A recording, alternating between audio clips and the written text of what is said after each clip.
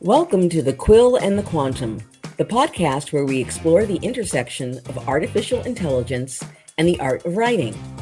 I'm your host, Kathy Norris, and in each episode, we'll talk to those authors and other creatives who use or refuse to use AI in their writing process. Today's guest is Laurie Stevens, author of the award-winning Gabriel McRay thriller series. And Laurie also has a new book coming out in January that I am very anxious to dive into with her. And one of the reasons I'm excited for having her on this podcast. So Laurie, welcome to the Quill and the Quantum. Thank you so much, Kathy, for having me. And I by the way, I love the name of the podcast, The Quill and the Quantum. We'll see how the two meet. We'll see. And Laurie, I have a confession. AI came up with the name The Quill and the Quantum. Of course. I Googled, I entered into Chat GPT or whatever it was, give me names for a podcast that discusses artificial intelligence and writing. And it was one that popped up and I was like, oh my goodness, that's so good. So good. It really is good. It is good. And we'll get into the meat of using chat and all that. Oh, most definitely. But my first question, I was intrigued because you're typically a mystery thriller genre writer, but you moved over into sci-fi fantasy, and I just wondered what prompted you to explore a different genre. You're an author. You know how you get a muse, you get an idea, and I had always been in thriller, and this could have been a career risk for me because my agent really only wants to represent me for thrillers. But I had this idea. I asked myself the question, going back to like the Bible a little bit. And it was, why would God have gotten so mad about Adam and Eve eating from the tree of knowledge? Like, what would be so wrong with getting wisdom? Why would that have been such a bad thing to have them expulsed from the Garden of Eden? And when I asked myself that question, I came up with this answer based on where we're going with artificial intelligence and our new digital age and what we're entering, and why that would have harkened back somewhere like that. And so I thought of this idea and I decided to write it down. It's a little complex, but nothing I think people can't understand. And I wanted to put it in a fiction book rather than sort of like a thesis or a treatise on something or an essay, because I felt more people would get it that way, more if they're entertained by a story. So that's actually why I veered off the path, because I felt this was a book that needed to be written. It's super timely right now. Oh, is it ever? I was the central thesis or the big question that you raised, which is, and I made some notes here so that I would not lose it. But here it is AI simply a tool that amplifies human intelligence or not? You have two characters talk about this in the book. And I thought, wow, I mean, you are diving in the deep end of the central question of our time. Thank you. I hope so. It's just I would love people to answer that question. As long as it's a tool, look, you used ChatGPT, and we'll discuss how I used it. Mm-hmm. But as long as it's a tool that we use, that's fine. But the problem I see is that human beings tend to take the path of least resistance. And when that happens and we take the easy way out, we grow dependent, we get crutches. We want to rely on something. And because machine learning learns from us and then goes way past us, that's where things can flip. And now we're no longer using a tool, we're the tools. And I don't think we ought to write ourselves out of existence. And I think that I'm not a doomsdayer. This is not a doomsday book. This is just about human consciousness being as strong or stronger than what is machine learning and artificial intelligence. That's all this is. It's just throwing it out there. You want to make your own opinion. I'm not trying to be what they used to call a Luddite, someone who is, I can't take this. oh, the future of Yeah. machines. Ah! Yeah, that came from when they introduced cars at the time of the horse and buggy. There was a guy named Mr. Ludd, I think Ludd, who actually wrote things in the newspapers against how vile the age of automobiles was going to be, and that we have to stick with the horse and buggies. So you get called a Luddite if you are anti-tech or anti-future progress. I'm not trying to be that. I'm not cutting it down. I just worry about our dependency and our this trait we have of taking the path of least resistance. You do not want that to replace your brain. You don't want a machine to replace your brain. Your brain is a muscle. It needs to be exercised. Or maybe. No, it does. And that was one of the issues that I was facing in the Quill and the Quantum, and it's in the design of the podcast is the Quill and the Quantum isn't pro AI or anti AI. It recognizes that AI exists and that there are ways to use it, and there are questions around the use of it. So, such as attribution. Do you admit that the title was made up by AI? I know some authors who would never admit that the amount of their work that was generated through the use of AI.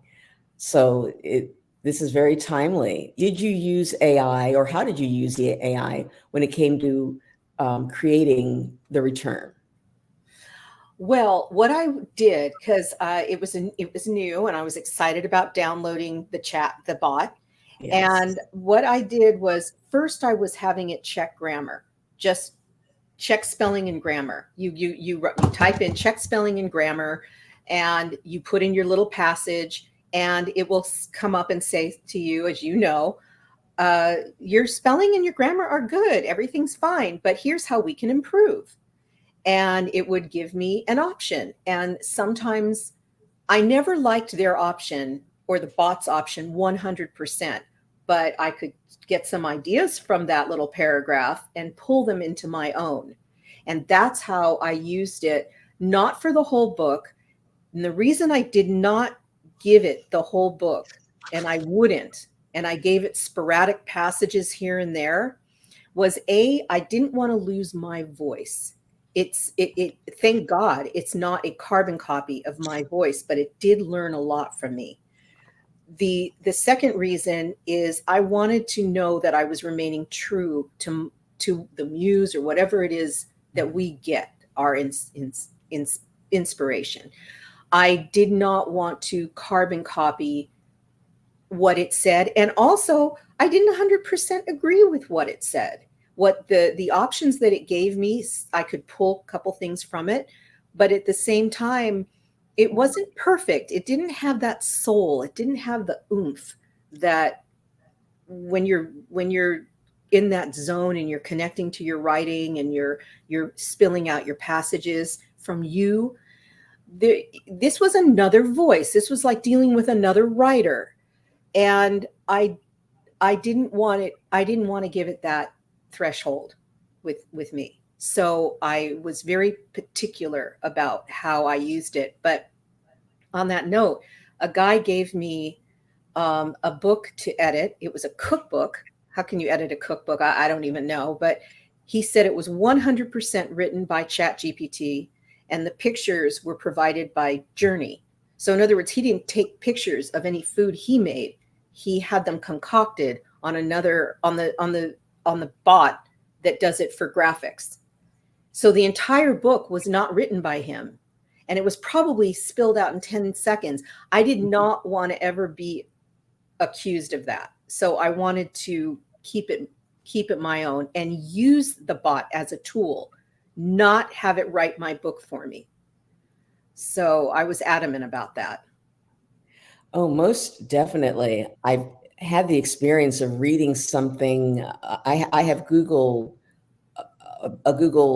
search for anything that mentions the words artificial intelligence in writing, and it'll flag these articles for me. And I found myself in the situation of going, oh, this is an interesting article. Let me interview this author on the Quill and the Quantum. And I never get a response. And I'm thinking, well, part of it might be that they're not interested, but more I went back and read the work, the more I realized, it was probably generated by a bot. So of course they can't come on the show and talk to me about it. And it's just a suspicion that I'm getting more and more, that the reason, there's something about the writing that, for lack of a better word, seems to lack soul. There's no there. And as excited as I was because it was on topic, it left me with a sense of unease, most definitely. Well, that's interesting. Maybe some people would not become uneasy about that. And to your point, there may be a time where that chatbot can come on your show. Wouldn't that be something? Oh, with an avatar and everything. Oh my goodness. Sitting here as like Ooh. as I'm sitting to you. And maybe some people would find that absolutely fascinating. Well, and that brings me to the whole issue of world building, because you did such an excellent job of that in The Return. You said it in the future, but not so far into the future that I didn't recognize the world. I mean, you had drones, you had wall screens. I could even, you had emotional support pets that were bionic. We even had the WeConnect. I could imagine a cell phone that was reduced to the size of a transistor and embedded in the back of my neck, and I would operate it by blinking my eyes. I mean, all of this seemed really very not too far in the future. And then you present us with the concept of Daphne, the artificial intelligence that is running everything from the United States to text messages. And I was like, wow. And let me stop and ask, were you, how much thought did you put into the time period in The Return? People have asked me, when does this take place? And I purposely did not want, again, at a risk, to give an exact date, because all the technology that I researched that's in that book is currently being developed, with the exception of the predictor. In fact, Elon Musk just announced the Neuralink, and people are waiting in line to get it. And it is a WeConnect, Kathy. It's the WeConnect. And I want to hand a free book out to everyone standing in that line. Just hello. Because you know how people are, they get very excited about tech. They want to have the newest generation iPhone. Everybody, but be the boss, okay? Don't let it rule you. So I purposely did not put in the exact date, like this takes place in year 2075. I imagined it 50 years in the future. And that was just an approximate, because the way that tech is developing and the way that machine learning is happening so fast, it could be 10 years from now. I don't know.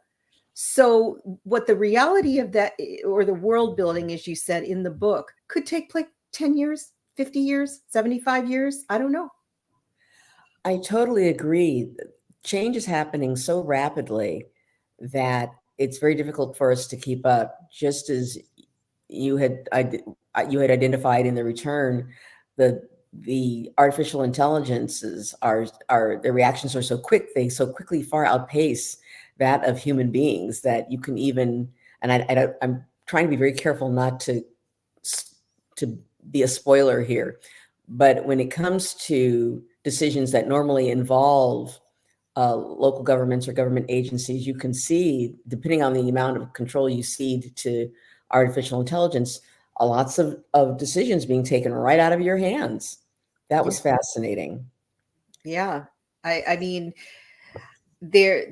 I could easily see an artificial general intelligence. And you know that the difference between artificial intelligence is kind of what we have now, like Alexa, turn on my lights, to an artificial general intelligence, which actually teaches itself. So it can go much more rapidly than anything you can program in. And I can see that happening, and where our government will feel that maybe this intelligence, we should make it like people writing books on ChatGPT. Maybe we can let this intelligence run our government for us. And we can be here in a figurehead kind of position, but the real decisions are being figured out and processed by a machine. And which moves right into that whole concept of, are we a democracy or not? If our news is controlled by large corporations with their own agenda, are we truly a democracy?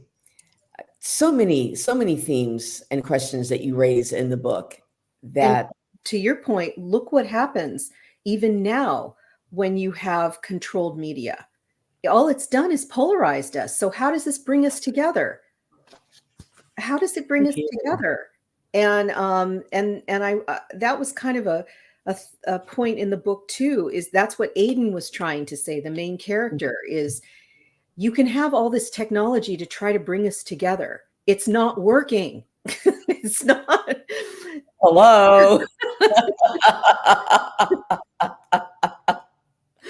No, and the grid skippers, this people who, for whatever reason, either are making a deliberate choice not to be enmeshed in the current groupthink,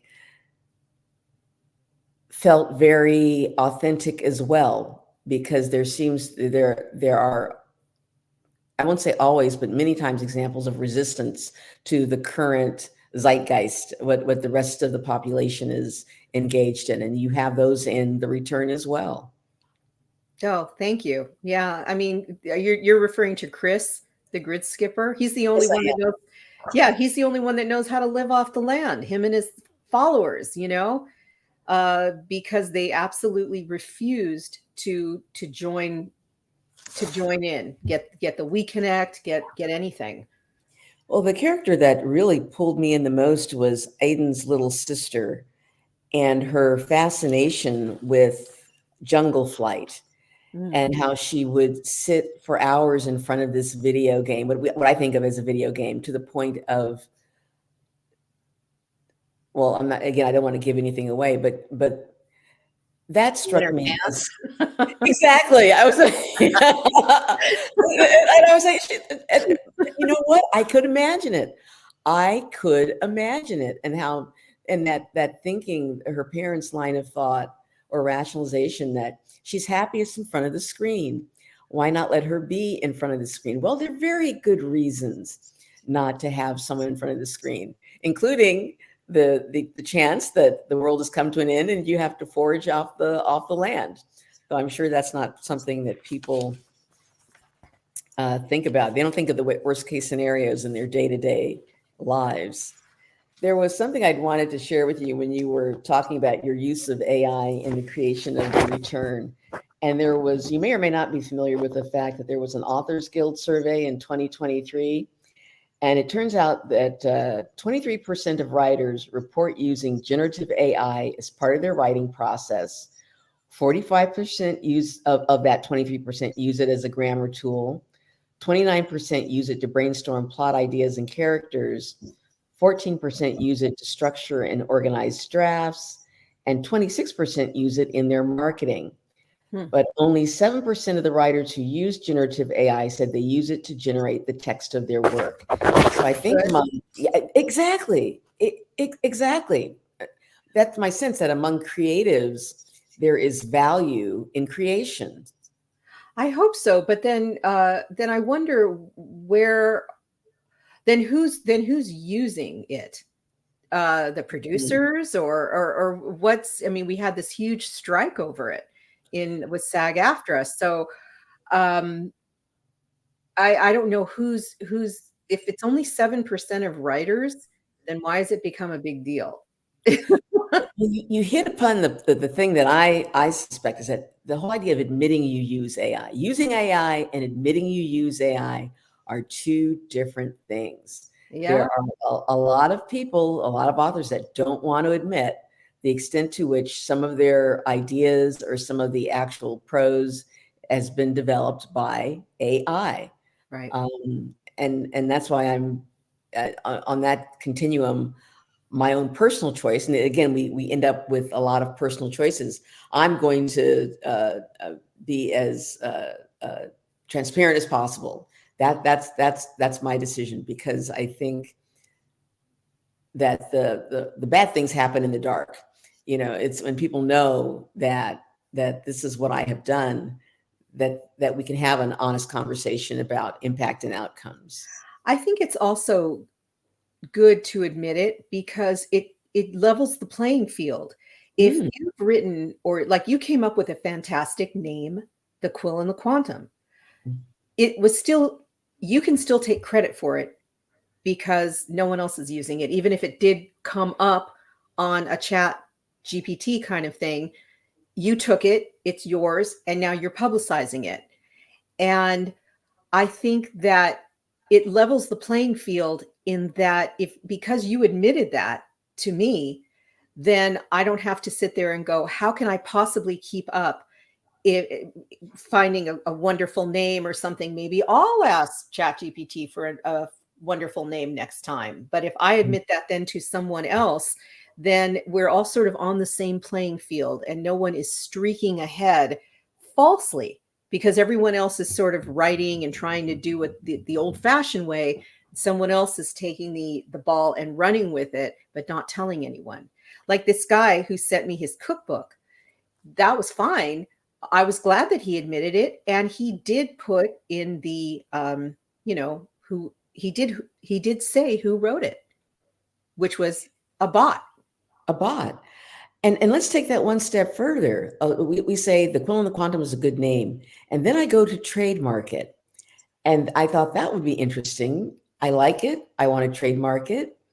I haven't done it. I'm just curious about doing so.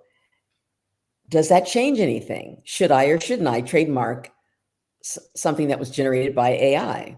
My guess is that we're sort of in the wild frontier right now with this. So yes, you could call it your own until they create the technology to run every name and every body of text through some sort of app or software that is that finds a way to say, no, we know that ChatGPT wrote this. And at that point, maybe are you supposed to share credit with the bot? I mean, I don't know. Exactly. That's the reason I enjoy this podcast so much. I am not an expert, but I feel like I do not need to be in this wild, wild west that we're in. I'm a writer experiencing these issues, and I know I'm not alone. No, not alone at all. and so here we are. And you mentioned earlier, Kathy, of course, you know about a prompt where you add, your prompt was check grammar and spelling, and you feed in the passage. And Laurie, that had never occurred to me. That had never occurred to me. Wait, and I not to check grammar? I'm sorry, what? Not to check grammar? Not to check grammar through ChatGPT. Oh, why not? Exactly. I'm listening to you going, duh. Yeah, babe, take that. Kathy, take that passage, put it on in there and ask ChatGPT to proof it for you. Exactly. I love it. So that's the whole idea here. Yeah, and also it checks your grammar, and it'll check your spelling, and it will offer you suggestions. And like I said, some of those suggestions are good. They're good. But again, please do not have it write your whole book for you, write your passage. There is going to be something lost in translation, and I'm not trying to be a Luddite again, just there is going to be something lost in translation. I did an experiment where I was asked to write a blog, and I decided to pick a blog that had a very personal aspect because I wanted ChatGPT to try it. I wanted to see what it would come up with. So my blog was about the joy in having an author as a best friend, because I have a very good friend who's an author. I love hanging out with authors, don't we all?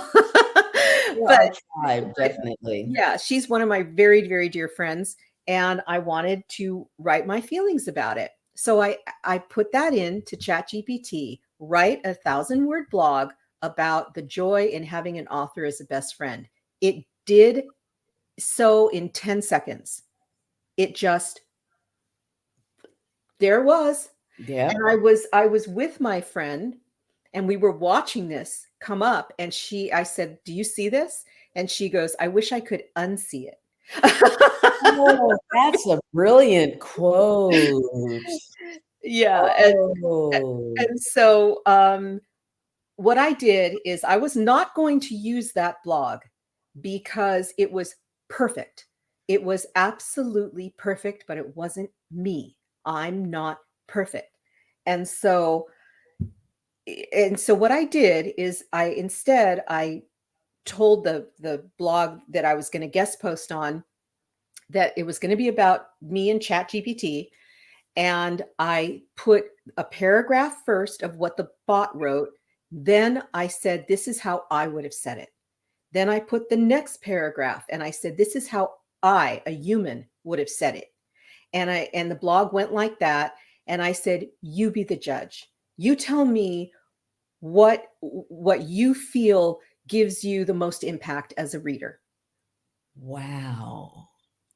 I'm That's brilliant. I'm happy to say that everyone who commented said yours had more oomph. Yours, you could write just as prettily as the bot, because the bot was very poetic and literary and beautiful prose, but it wasn't me. And it's, when you talk about feelings, I got the feeling that the bot was like a parrot. It could mimic well. It can mimic feelings, but it doesn't feel them. It can't. And at this point, you can still tell, or at least I flatter myself that I can still tell the difference. One of these days, I might not be able to, but right now, I think it's like looking at a sketch of a human being made through a CGI or AI. There's something in the eyes that's not there. And as I said, who knows how long this will be the case, but right now, this is where we are. Do you remember earlier when you said that you've asked certain writers of articles to come on your show, but they haven't responded? I was at a writers' conference, and there was a panel that I attended of publishers, and one was a publisher of a Japanese themed magazine where everything is related to Japan. And he says his inbox is getting inundated with articles submitted, but they're not written by people. Someone may, and he just says it's so hard because he's human and he's going to have to find a way to, he doesn't want to publish anything that's not written by a human. But he says that his whole inbox is just stuffed full, crammed, because people are just generating all of these articles. They're just, basically hitting send, and these articles are coming up. And he said, they're good articles. He goes, I'm not going to read them. So he said his biggest challenge now, and a waste of his time, in his opinion, was he has to disseminate what was written by a human, what was generated by ChatGPT or any of these other programs. Are there? I don't know if there are other programs, and he said it's such a waste of time. Instead of him being able to concentrate on editing good articles written by people, he's got to sift through all this debris. And he called it debris because he doesn't want to print something that was automatically generated, even if it's good. He wants something that was written by a person. So it's an interesting time we're living in. Most definitely. And thank you for bringing that to my attention, that there are people who are trying to make decisions about human content and the struggles that they're facing. I think one of the best comments I've heard in this space was someone who said, ChatGPT is wonderful. And there are about 4 or 5 others, Laurie, and one of the episodes on this show is going to be a comparison between them. So stay tuned. But he said the most important thing is to have a human being at the beginning of the process and at the very end. You can use AI in the middle, but you've got to have a human being at the beginning or the end. And so I keep my fingers crossed that is a strategy that will continue to work. I hope so. I really hope so. Again, if it's a tool, great. use it like you would any tool. Well, is there anything else that you would like to add before we bring this really great interview to a close? Nothing unless you have any specific Oh, questions. I Yeah. do. How can people get the book, The Return? When will it be out? How can they get it? And how can they connect with you? Not through We Connect, but how can they connect with you? Won't it be easier though? When you can just send the thought. I know. That's why it's going to be popular. Yes, the return will be available January 22nd. It's available for pre-order on Apple Books, on Amazon, available anywhere ebooks are sold. The print book will be available January 22nd. If you want information and updates, I give them all the time on Facebook. It's Laurie Stevens Books on Facebook, or Laurie_Stevens_author on Instagram. And or you can go to my website, which is Laurie Stevens, as you can see in the way the name is spelled, lauriestevensbooks.com. And there'll always be updates there, and you'll find out. But January 22nd, you can get it on Amazon and everywhere books are sold. Then. Congratulations. It is a big deal to shepherd a book from concept to actual publication and sales. So bravo, Laurie, bravo. Oh, thank you, Kathy. As you well know all of this. Well, it's more than if I had realized how hard it was to write, I might not ever have started, but it's a passion, and there you have it. Yeah, and aren't we lucky to try to live our passion? You know, I think everybody should. Most definitely. All right. Thanks so much for having me, Kathy. It's a great podcast. Anytime. Take care now.